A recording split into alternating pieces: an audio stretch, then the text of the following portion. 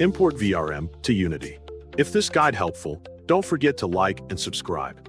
People search for this tutorial because VRM models are widely used for VTubers, VR chat avatars, animations, and game development in Unity.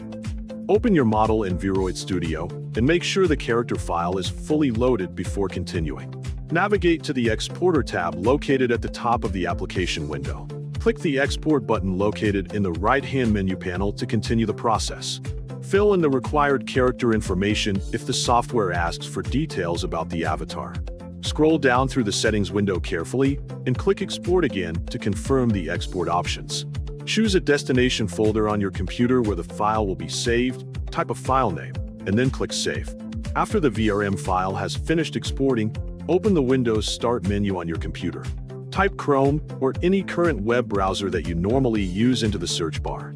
Click the browser application from the results list to open the software completely.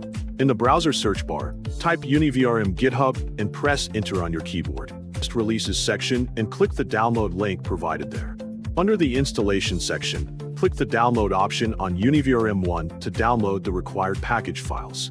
Launch Unity Hub after the download is complete and create a new Unity project. Using a 3D template is recommended because it already contains the correct environment settings for VRM models. Once the Unity project is fully open, drag and drop the downloaded UniVRM package into the Unity project window. You can also go to Assets, select Import Package, and then choose Custom Package manually.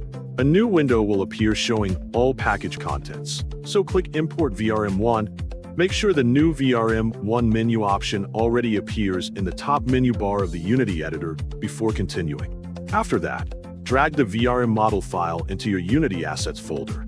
Finally, place the VRM model into the scene by dragging it from the Assets folder into the scene view. Your VRM model should now appear correctly inside the main Unity scene.